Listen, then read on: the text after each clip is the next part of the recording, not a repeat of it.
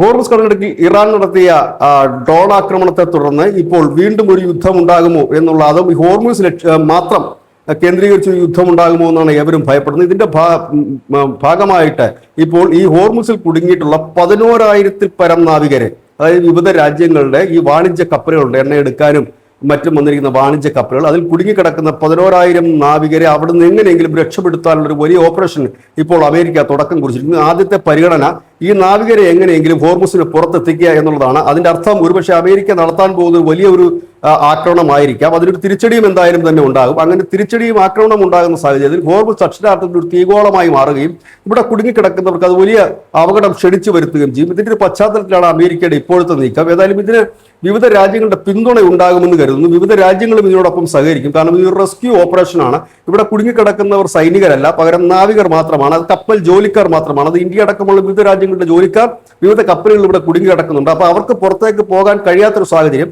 ആ സാഹചര്യം കൂടി മുൻകൂട്ടി കണ്ടുകൊണ്ടാണ്, അതിനിടയിൽ ഇറാന്റെ ഇടയ്ക്കിടയ്ക്കുള്ള ആക്രമണം, ഇതെല്ലാം മുൻകൂട്ടി കണ്ടുകൊണ്ടാണ് ഇവരെ രക്ഷപ്പെടുത്താനുള്ള ഒരു തീവ്രമായ ശ്രമം നടത്തുന്നത്. News desk news India Malayalam.